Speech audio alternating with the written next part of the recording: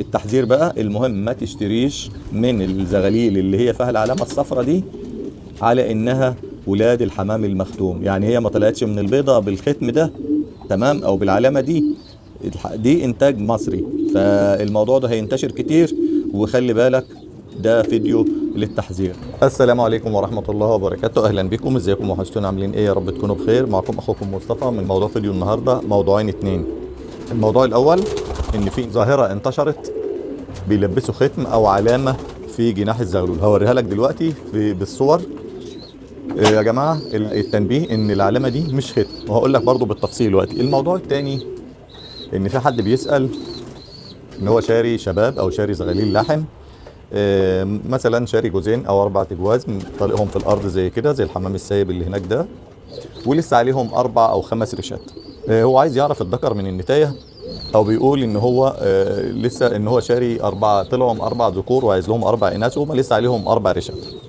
هنبدا من موضوع ختم اللحم اللي اتكلمنا فيه كتير، طبعا في ناس كتير ما شافتناش، بس هو الفيديو ده تحذير عشان ما حدش يتنصب عليه يفتكر ان هو ده الختم. بسم الله ما شاء الله يا جماعه. ده قص زغاليل سيلفر من اللي انا بحضنه تحت الزاجل، فده تحضين الزاجل يا جماعه. دي ميزه ان يكون عندك زاجل، لكن ده مش موضوعنا برضو.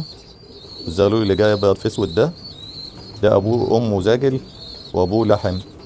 الابيض في اسود اللي طالع هناك ده بسم الله ما شاء الله، ده بس عشان الذبح مش للبيع ولا حاجه يعني. طيب هنخش في موضوع اللي هو ختم الشركه الفرنسيه، وازاي تعرف ختم الشركه عشان ما يتنصبش عليك. طبعا دي زغاليل، تمام. الظاهره اللي انتشرت وهتنتشر، انا هحط لك صوره دلوقتي، لكن مش المقصود الشخص اللي ناشر الصوره او المنشور ده. المقصود ان انت توعى وتخلي بالك وتعرف يعني ايه ختم الشركه وايه العلامه دي. العلامه دي اللي هو حاططها في الجناح دي كانت بتتحط للمعيز والخرفان عشان يعلموها لما تخرج في الشارع ما تتلخبطش مع المعيز التانية.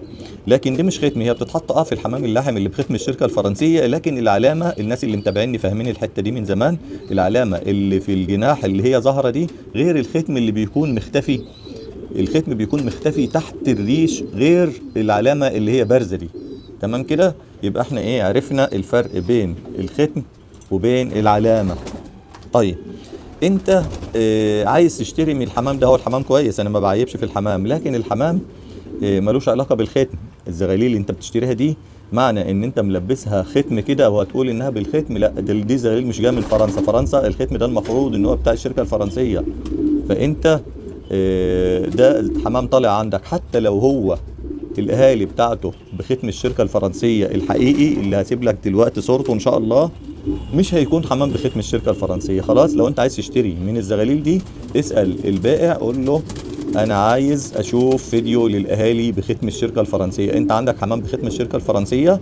ان قال لك توكلنا على الله، قال لك لا، يبقى ده حمام عادي زي حمامنا. يعني ما تشتريش جوز الزغاليل ده ب 500 ولا ب 1000 ولا الاسعار اللي هتسمعها. هتسمع اسعار ان الجوز الزغاليل ب 500 جنيه عشان هو لابس العلامه دي، او عشان وزنه مثلا هيقول لك كيلو 300، وفي اللي هيقول لك انا عندي بيوصل كيلو 500. ربنا يبارك لهم للجميع. لكن الحمامه اللي بختم الشركه هي اللي بتتباع باسعار عاليه، او انتاجها الحمامه اللي بختم الشركه اسمها الجدود. فانت عشان تاخد ولادها اللي هم الابناء، فانت بتاخد جيل اول. لو خدت من ولادهم مباشره جيل اول، خدت من ابنائهم ابناء ولادهم يعني احفادهم، فانت خدت الجيل الثاني، وهكذا وهكذا. ده هقول لك ايه السبب، ايه اللي يميز الجيل الاول عن الجيل الثاني عن الجيل الثالث. اول حاجه الحمامه اللي بالختم نفسها يورو بيجون. لو دخلت على الموقع بتاعهم هتلاقيهم بيكتبوا يورو بيجون. ده ختم الشركه يا استاذ احمد. وده تمام. الرقم بتاعه، ده مختوم في الجناح، ما ينفعش يطلع. ده الختم في الجناح اهوت، بيتحط على بتحمل كل الصفات الوراثيه، لان هي حمامه مهجنه، فهي محافظه على الصفات كلها. تمام. احنا الحمام اللي عندنا ده اللي انت شايفه ده دلوقتي شغال عندنا في مصر بقاله حوالي 20 سنه او يمكن اكتر. فالصفات دي بتقل تدريجيا. انا مش بعمل كده عشان اقول لك انا عندي احسن حمام، لا، هو ممكن يكون اللي هو بيبيعه احسن. هو يكون احسن في ايه بقى؟ لو هو جيل حديث، انتاج حديث من الشركه، تمام. لذلك كل المربين بيتدور على اللي هو اللي يكون عنده بختم الشركه، ان يكون عنده انتاج حديث يكون افضل. علشان يكون محافظ على كل المواصفات. لكن طبعا انت دلوقتي بتتكلم عشان انا اجيب القص اللي هو بختم الشركه الفرنسيه ده ادفع فيه حوالي 20,000 جنيه. لو انا جبته مثلا استيراد من فرنسا ومفيش جوز، بس مفيش حد هيبيع لي جوز، الاستيراد من الشركه الفرنسيه اقل شيء اظن ان هي كانت بتبيع 50 جوز، وافتكر انهم رفعوا الكميه لحوالي 100 جوز.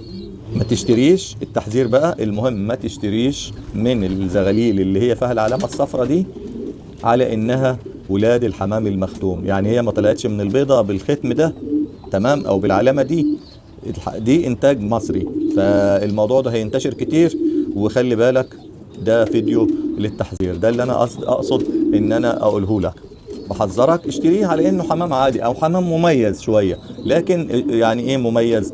هو بيقول مثلا ان الجوز وزنه 1300 جرام، توكلنا على اخذه على هذا الاساس ان هو حمام تقيل. انما مش على ان هو ابن انتاج الشركه الفرنسيه المباشر. عايز تشتري على انه ابن انتاج الشركه الفرنسيه المباشر، هوري لك الختم مش العلامه الظاهره دي.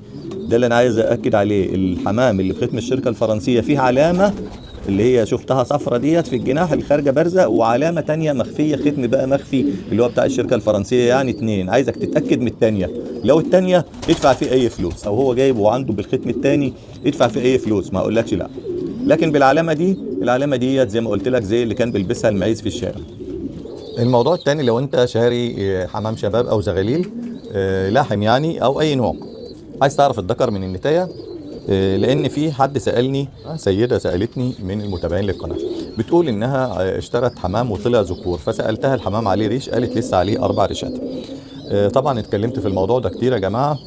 ما تحكمش على الحمام اذا كان ذكور او نتي الا بعد ما يكتمل الريش، لان احسن الغواة بينخدع في الحكايه دي.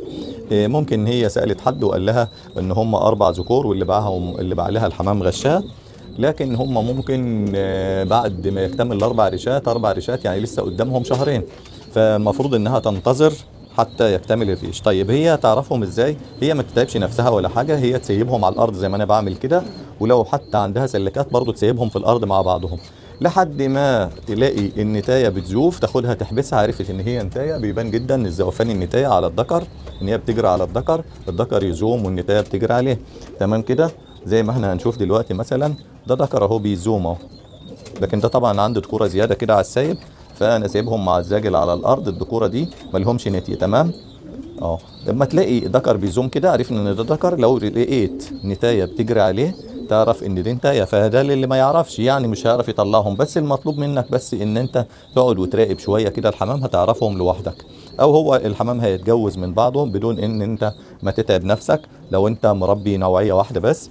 لكن انت ممكن تعلم بقلم في جبهه الحمامه، مثلا الذكور تعرف الذكر تقوم معلمه بقلم احمر، والنتايه تعلمها مثلا بقلم ازرق، يبقى انت كده عرفت الذكر من النتايه. كل ما تشوف ذكر تمسكه وتعلمه، لكن غير كده ما تمسكش.